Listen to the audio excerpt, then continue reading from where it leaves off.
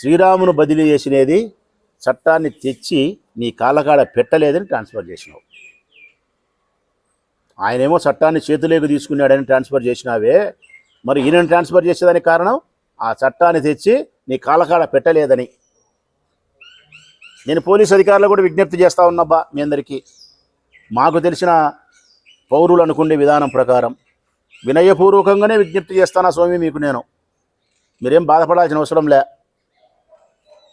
ఏ police అధికారైనా కానీ అధికారానికి తలవగ్గి పనిచేస్తే, అధికార పార్టీ ఎమ్మెల్యేలకు తలవగ్గి పనిచేస్తే చట్టవిరుద్ధంగా మీరు గుమస్తా అవుతారు, పోలీస్ గారు. అదే అధికారానికి తలవగ్గకుండా చట్టానికి తలవొగ్గి నిజాయితీగా పనిచేస్తే వాడు పోలీస్ అవుతాడు. పోలీస్కి అయితే సెల్యూట్ చేస్తారు పౌరులు, గుమస్తాకైతే సెల్యూట్ చేయరు పోలీస్ అధికారులారా, చెయ్యరు. నేనైతే చెయ్యను. నేను పోలీస్కి అయితే మాత్రం సెల్యూట్ చాలా గౌరవిస్తా, గుమస్తానైతే గౌరవించను. పౌరులు కూడా అదే అంటున్నారు. పోలీసులాగా పనిచేసేదానికి రాజకీయ పార్టీలు సహకరించాలా, వారికి ఆ స్వేచ్ఛ ఇయ్యాలా, అధికార దుర్వినియోగానికి పాల్పడకూడదు, సమాజ శ్రేయస్సు కోసం పనిచేయాలా పోలీసు వాళ్ళు. ఇదెక్కడ న్యాయం? రాక ఒకడు వచ్చినాడు ప్రొద్దుటూరికి, ఒక మంచి ఆఫీసరు. ఈ 2 ఏళ్లలో మేమున్న 5 సంవత్సరాల్లో మేము ఇట్లా చేయలే. మున్సిపల్ ఎన్నికలు, పంచాయతీ ఎన్నికలు ప్రజాస్వామ్యబద్ధంగా జరిపినాం. మా పీరియడ్లో ఏ సిఐ కానీ ఏ ఎస్ఐ కానీ ఏ తెలుగుదేశం అని బెదిరించినది లేదు, చేసినది లేదు. నిజాయితీగా పనిచేసే ఏ సిఐని నేను ట్రాన్స్ఫర్ చేయలే. మరి ఇదేంది ఇది? నిజాయితీగా పనిచేసే అధికారులను మీరు మార్చాలనే ప్రయత్నం చేయడం ఏంది? తప్పనిసరిగా చట్టానికి లోబడి పనిచేస్తే వాడు పోలీస్ అవుతాడు, అధికార పార్టీకి లోబడి పనిచేస్తే వాడు గుమస్తా అవుతాడు. ఇక నువ్వు మార్చినావు, బాగానే ఉంది. నిజాయితీగా పనిచేసే సిఐని మార్చినావు, నష్టం ఎవరికి? ప్రొద్దుటూరు సమాజానికి. ప్రజలారా, ఇప్పుడు మళ్ళీ బ్రాంతి షాపులన్నీ తెల్లవారులు తెరుచుకుంటాయి. ఇప్పుడు మళ్ళీ బయట ఏడంటే ఆడ కూర్చొని రాఘవేంద్ర స్వామి గుడి పక్కన మందు తాగుతారు, బ్రాంతి షాపులో కూర్చొని మందు తాగుతారు, గంగమ్మ దేవాలయం కాడ కూర్చొని మందు తాగుతారు, ఇటుకల పట్టీలో కూర్చొని మందు తాగుతారు, మళ్ళీ మంగతైలు ఆడిపించారు, క్రికెట్ బూకీలు మళ్ళీ యథేచ్ఛగా తిరుగుతారు, మళ్ళీ రౌడీజం ఉంటుంది. ఇవన్నీ ప్రజలకు నష్టం. అంటే ప్రజలకు ఎంత నష్టం జరిగినా వరదరాజరెడ్డి గారికి ఇబ్బంది లేదు. తనకు, తన రాజకీయ పార్టీకి, తన మనసుల యొక్క అసాంఘిక కార్యకలాపాలకు నష్టం జరగకుండా ఉండాలి. దానికోసం మంచి ఆఫీసర్ మాకొద్దు. మేము పైకి మాత్రమే శుద్ధపూస మాటలు మాట్లాడతాం, చెప్పేదాన్ని శ్రీరంగ నీతులు, దూరేది మాత్రం యాదవ్ గుడిసెల్లో దూరుతాం. మేము చేస్తావు, బాగానే ఉంది. ఒక పోలీసును ట్రాన్స్ఫర్ చేస్తావు, నిజాయితీ కలిగిన పోలీస్ ఆఫీసర్ను. ఏమవుతుందబ్బా నాకు తెలియక అడుగుతా. ఈ ఊరి నుంచి ట్రాన్స్ఫర్ చేసినటువంటి శ్రీరామ్ అనే ఒక పోలీస్ అధికారిని నువ్వు ట్రాన్స్ఫర్ చేపిస్తే వేరే ఊరికి పోతే ఆ సిఐ ఏమన్నా, ఆ పోలీస్ ఏమన్నా పోస్ట్ మ్యాన్ అవుతాడా? పోస్ట్ మ్యాన్ కాడు. నిజాయితీ కలిగిన పోలీస్ ఆఫీసర్ ఈ ఊర్లో కాదని వేరే ఊరికి పోయినా వాడు పోలీసే ఆడకూడా. యా స్టేషన్లో నుంచి బదిలీ అయినా ఆ ఊర్లో అతనికి నీరాజనాలే పలుకుతారు, గౌరవిస్తారు.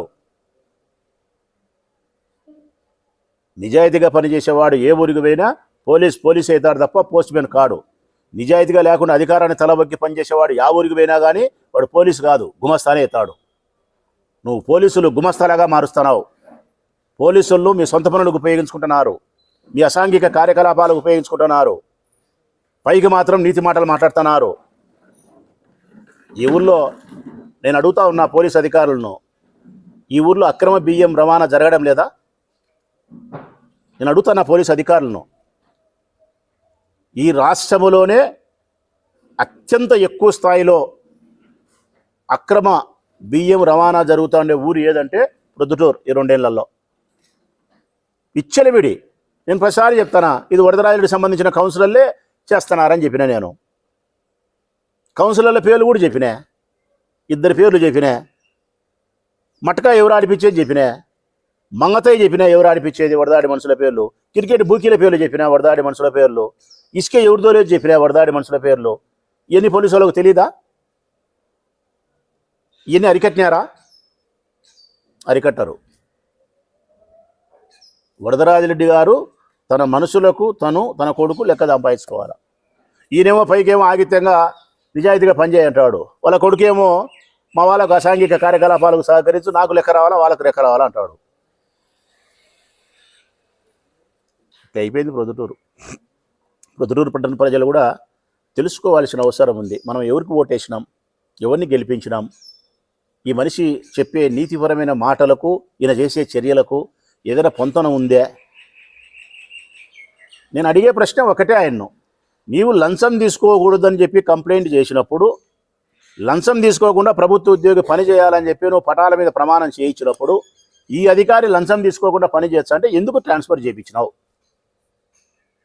ఈ పోలీస్ అధికారి శ్రీరామ్ అనే వ్యక్తి నిజాయితీగా ప్రజల కోసం పనిచేస్తూ ఉంటే ఎందుకు నువ్వు 30 రోజుల్లో ట్రాన్స్ఫర్ చేసినావు?